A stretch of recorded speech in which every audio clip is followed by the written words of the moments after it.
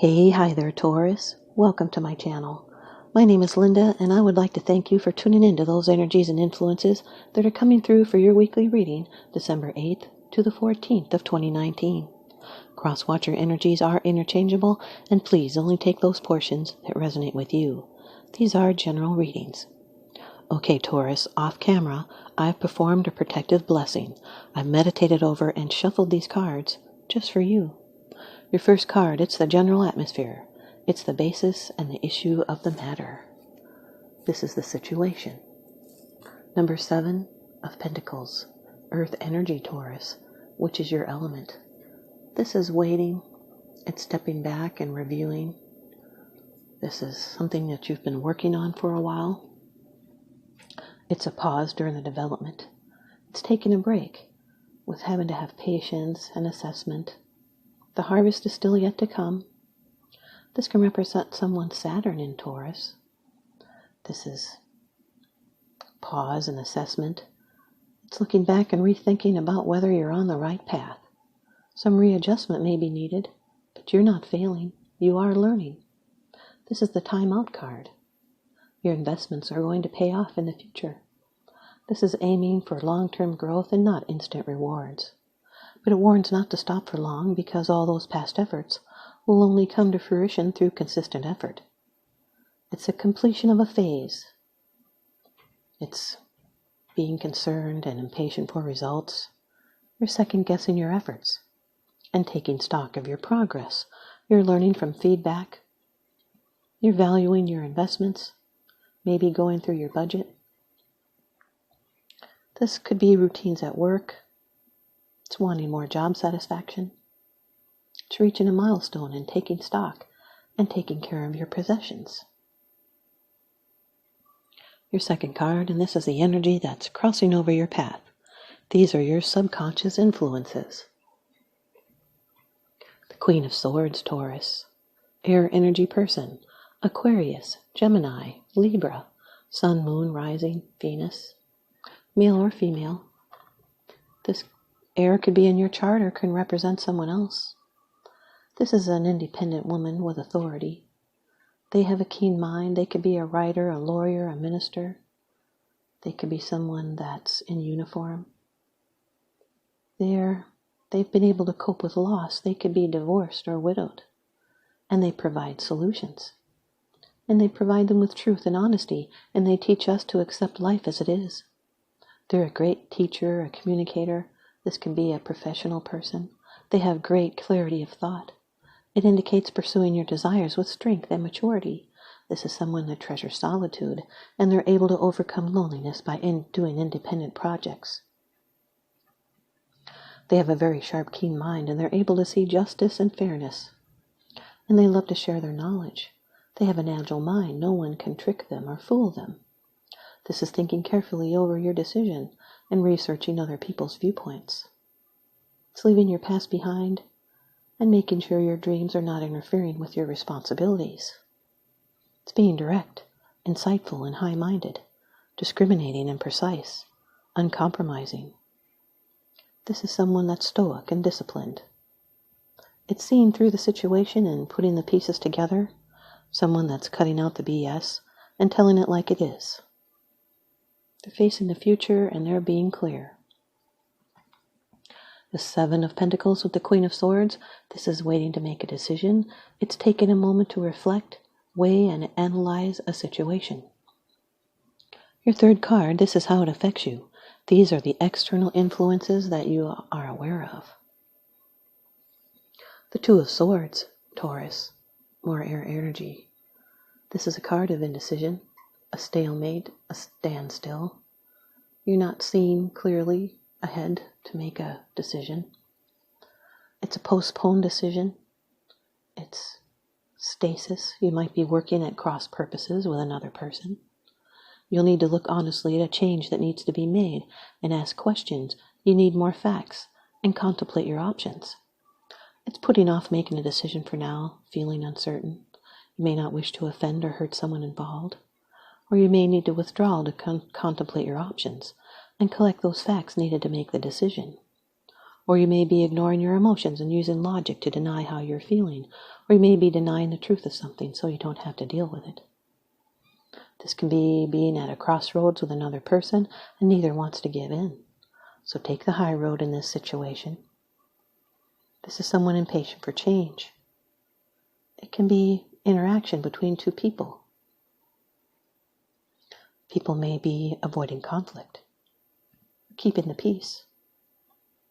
Could be that someone doesn't wish to upset someone else. Or someone may just need some space to be themselves.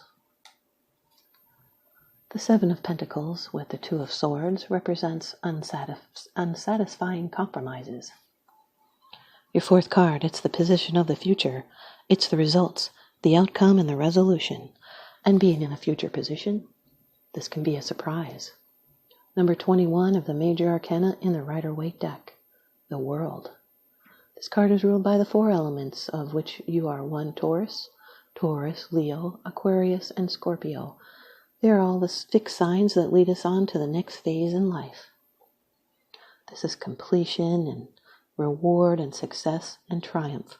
A cycle is completing, and you're going to find mastery and triumph in all your undertakings. This can indicate travel or even a change of residence. This is someone that knows about life and pain, and yet they will dance for joy. It's the ability to overcome problems and obstacles and sorrow. There's assured success here. It's fulfillment of your hopes and dreams. It's life-changing. It's elevation in life and support by unseen forces. This move or relationship will prosper. It's the end of an old cycle and the beginning of a new one. Both the wheel and the world refer to the cylindrical nature of our lives and our progression through its cycles. And this is coming full circle. It's physical well-being. It's being victorious and fulfilled, euphoric, and on top of the world, and at home with yourself and in the world.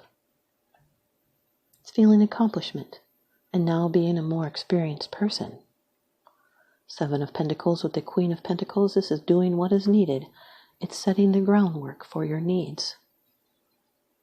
And now the fifth card, it's the bottom of the deck card, the underlying issue. This is what's unseen. It's unseen because it's something that you're not sharing with others, yet you are consciously aware of this. The Queen of Pentacles, Taurus, Earth energy.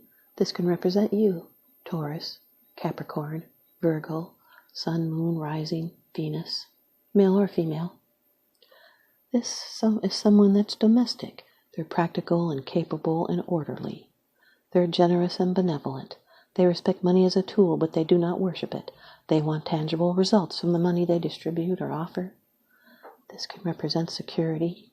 Someone's being nurturing. Can indicate harvest after much labor and prudent uses of resources. This is someone that's protective and nurturing, resourceful. They're down to earth. They're fertile and healthy, and they can be a homemaker. They love gardens and growing things. They love animals. There's fertility represented here. This is someone that's affectionate and caring and knows how to manage money. This can indicate help given of a practical concern, material concerns, and they teach us that what is cherished must be cared for. This is someone that puts a high value on stability. Could be that someone is not showing how they feel. The Queen of Swords with the Two of Swords, this is healthy self-care. It's protecting your boundaries with no apology. The Queen of Swords with the World card, this is leaving the past behind and starting all over. The Queen of Swords with the Queen of Pentacles, that's two queens in your reading that represent sincere friends.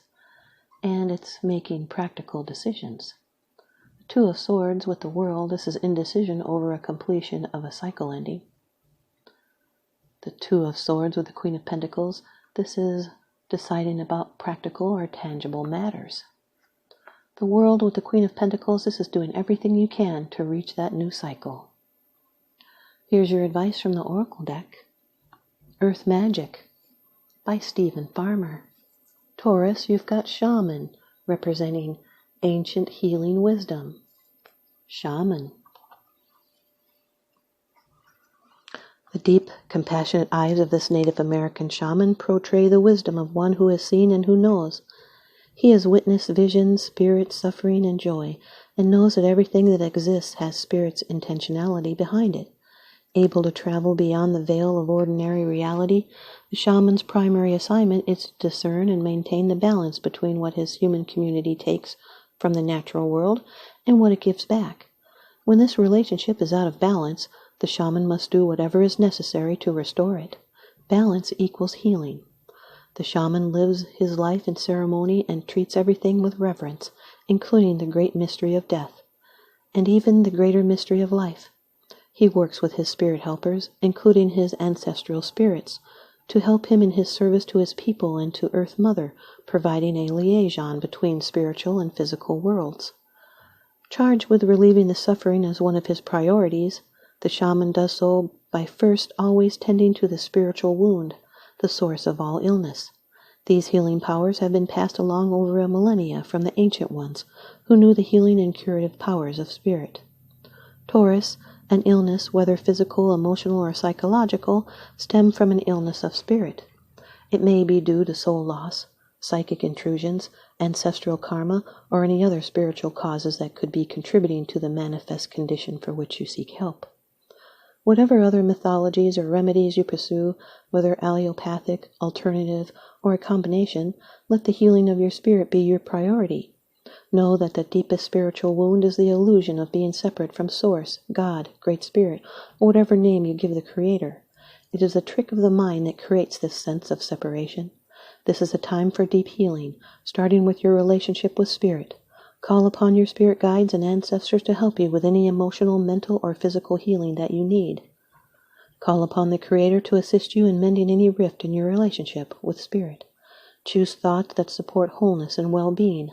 Allow any darker thoughts or shadows to appear as well, but simply observe them as they arise in consciousness, then dissolve.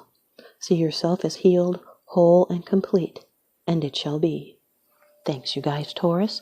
I hope you stay tuned in and leave me a comment or a thumbs up, and please subscribe. Now remember, what goes around comes around, so I'm sending you out love and light and blessings. Thanks for watching.